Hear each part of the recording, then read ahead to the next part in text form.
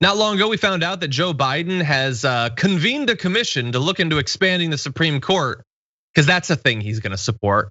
But anyway, in the House, congressional Democrats plan to unveil legislation. I believe as of right now, it has been unveiled to expand the size of the Supreme Court, according to 3 different sources. The bill would add 4 seats to the High Court, bringing the total to 13 from the current 9. I've actually seen the actual text of it. That's what it does. That's the whole thing. It's just you have more spots for associate justices.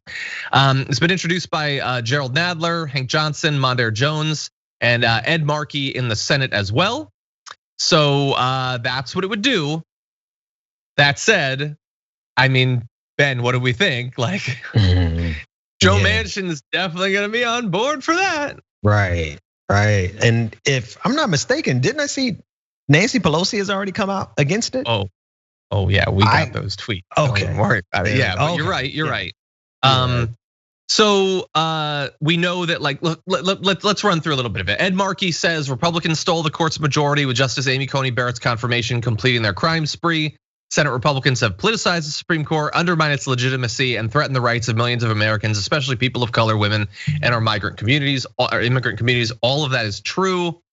Chuck Schumer said, not only do these extremist judges threaten more than a century of progressive achievements, they threaten to foreclose the possibility of any future progress under a Democratic administration, which is totally true.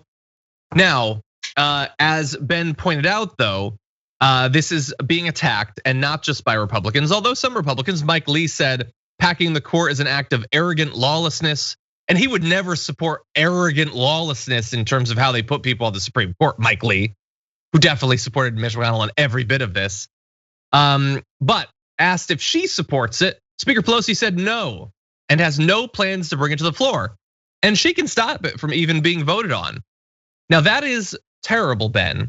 But even a little bit worse is, she said it's not out of the question. The growth of America might necessitate it, but she doesn't plan to bring the current bill to the floor. So it's not out of the question, except it's literally out of the question. You don't get to question it because she ain't gonna put it up. But don't worry. Like, eventually America growing might necessitate it. I mean, sure, since the original Constitution was like put into effect, there were 4 million Americans there. Now there's nearly 100 times as many. But maybe someday with like another million Americans, then 4 more justices would be acceptable. It's just all so insulting. Like, now she gets to be, now it's not just Manchin stopping everything. She gets to be the person in the House that says, no, we don't even get to debate this stuff. I'm not even gonna put up to a vote. I don't want anyone to have to actually go on the record. Yeah. So to me, this is just another clear case of how Democrats are complicit with the absolute problems, because we have the opportunity to fix everything that was broken, but we can't get that far because of a number of Senate Democrats, including Sinema and Manchin, but also including Nancy Pelosi in the House. Yeah. Like, you're made out to be insane if you believe that the Supreme Court should in any way be representative of the country. And if you, sorry, I guess I'm making assumptions here about what the country wants based on all the elections and polls, I suppose. That isn't supposed to count for anything. Because a couple hundred years ago, some incredibly wealthy racists decided that no, power should be distributed so that rural people have way more political power than the vast majority of the population. Like, that's what they decided. And if public opinion ever goes so in the other direction, at the very least, we'll have the Supreme Court. And even if you get the president to put people on the Supreme Court from that party, then if we can just maintain our hold in the Senate, which is obviously biased towards small rural states, then they can manipulate the process of putting people on the Supreme. There's so many layers of defense to stop what the people want from ever being put into effect. And we're seeing yet another one. Like, there's no amount of elections you can win where you get to have a Supreme Court that looks like the country. No.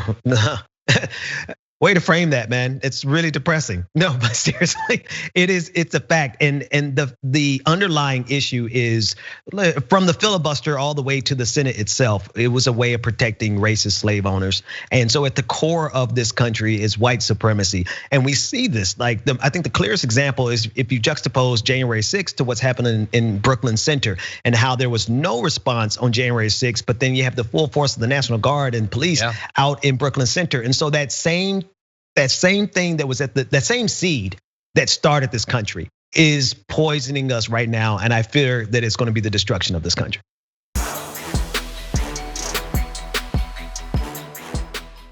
For more political news breakdowns, interviews, stories of activism, and me trying my hardest to care about the occasional big celebrity news story, subscribe to our YouTube channel at youtube.com/The Damage Report. And you can ring the bell wherever it is so you don't miss anything.